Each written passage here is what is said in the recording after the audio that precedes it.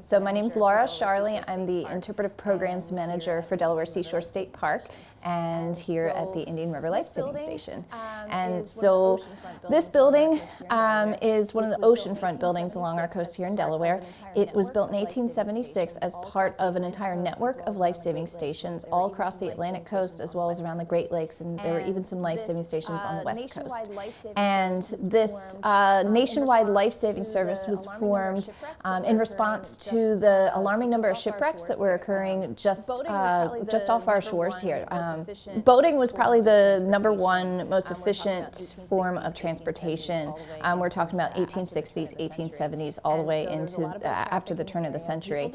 And so there was a lot of boat traffic in the area. People didn't have the modern conveniences that we have today to help them with navigation. So no GPS, no radar, no VHF radios to call for help.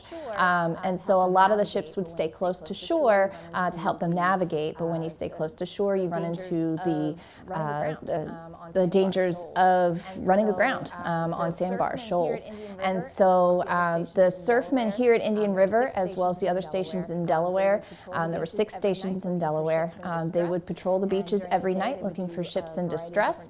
And during the day, they would do a variety of different drills and training on a regular basis. And so when people come to tour the Indian River Life Saving Station Museum, they're really getting a sense for what life was like around the turn of the century and about some of the heroic rescues that these guys performed. Kind of the timeline of this building. So it was built in 1876, and it was an active life-saving station until 1915. In 1915, the U.S. Life Saving Service merged with the U.S. Revenue Cutter Service, which was kind of like a marine enforcement agency, and that formed what we know as the Coast Guard. So then this building was an active Coast Guard station from 1915 all the way up until 1962. In 1962, many of the locals know, huge storm, nor'easter, hit in early March, and there was so much damage to this building that they decided to decommission the building. There was 7 feet of sand in this first floor here, and so at that point they rebuilt where the current station is on the north side of Indian River Inlet.